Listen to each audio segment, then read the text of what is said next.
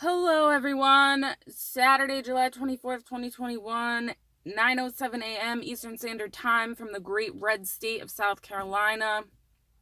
I am back after my 1 week ban from YouTube, where they banned me for pointing out that the VA is spreading atheistic, communistic, Soviet level propaganda in an attempt to coerce people into taking experimental medical interventions. If you want to see that video, I will post the link below where I am going to upload it onto Rumble.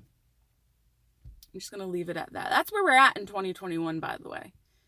Can't point that out. You cannot go against the regime or you're out. You're canceled. That's it.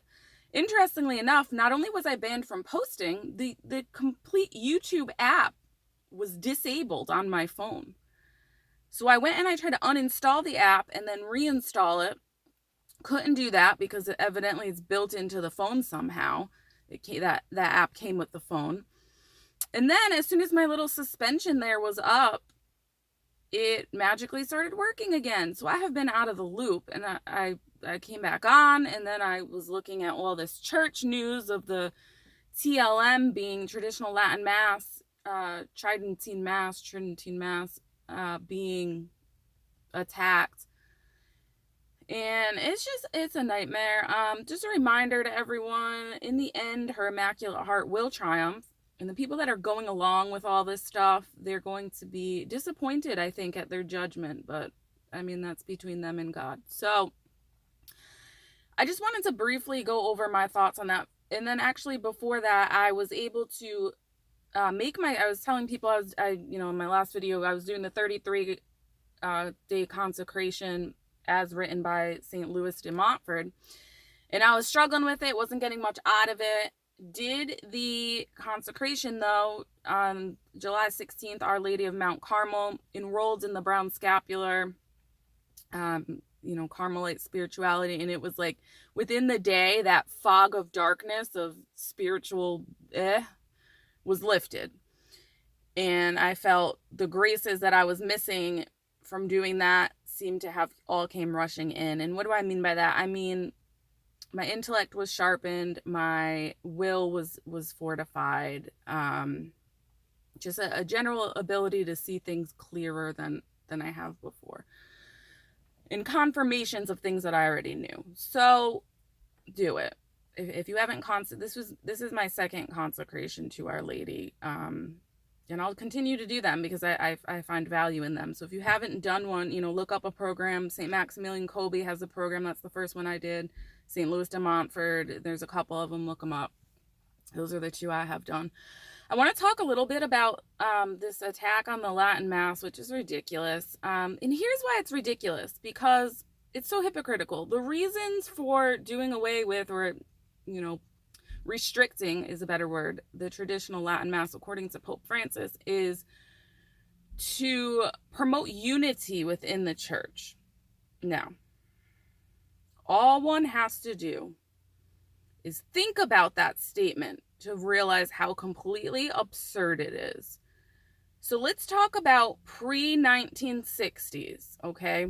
There was one way to celebrate the Mass throughout the world, with one language throughout the world. Throughout the whole world. You can go to any Mass, any church, whether it was in England, or whether it was in South America, or whether it was in the Middle East, or whether it was in North America. You could go to the same Mass in the same language, with worshiping the same exact way, receiving communion the same exact way. It was all unified, right? Okay. Then we decided in the 1960s, after the Second Vatican Council, that we were no longer going to do that. Now we were going to change up the way that we receive communion to allow on the hand, but you could still receive on the tongue. Then we were going to still incorporate some Latin into the Mass, but mostly it was going to be in the vernacular, which was the ordinary language of the population. Then we were going to change up the way the priest stand. So he's not going to be at Orientum anymore, which is facing east. He's going to be facing the people. The churches, they needed to be modernized. So a lot of churches, rather than having these big cathedrals and these fancy old looking churches with the high ceilings, we have to be eco-friendly. So we're going to lower the ceilings and put drywall in there, and maybe take out some pictures of the saints, maybe not have a Mary statue, can't be too Catholic or anything. And why were we going to do this? Well, because the Protestants, who are heretics, were feeling left out. Well, I don't know what to say about that other than they chose to leave. The Freemasons couldn't have a unified church, that's for sure. They couldn't have everybody speaking the same language and going to the same mass. On top of that, Satan and his demons understand the power of Latin, right? So just so we all know, Latin is the only canonized language in the church, okay? That's it. If you research what the exorcists have to say about Latin, Latin has an extraordinary power against the demonic. If you even read Padre Pio's letters, there were certain languages, there were only a couple languages, including Latin, and I think French was one of them, that he could write in, because if he didn't write in those languages and he wrote in his native language, Italian, his letters would have diabolical influence. The ink would smear and things like that. So there's many testimonies, private revelation, to the fact that Latin, and let's not forget, it was one of the languages shown on the cross when Jesus died. So obviously Satan can't have that. He can't have a unified church speaking the same language that he hates. Obviously. So we have to do away with that in 2021 to allow for the rise of the Antichrist, right? Right. Okay, so just, these things have to happen, but just so we all understand where we're at. So you can't criticize the regime. What does that mean? That means the whole technocracy, the whole medical tyranny, you can't criticize that. And you absolutely cannot stand fast to your Catholic traditions. Just so we all understand where we're at. That's where we're at in 2021. So how do we respond? We respond with prayer. We respond with fasting. We respond with praying for Pope Francis.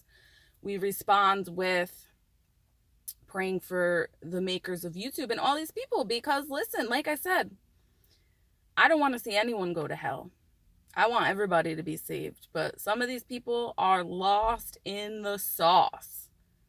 And it is our job as Catholics to be able to recognize lost souls and to be able to pray for them in the hope that people can be saved. So, Our Lady of Mount Carmel, pray for us. Virgin Most Powerful, pray for us. Saint Michael, the Archangel, pray for us. Joan of Arc Media out.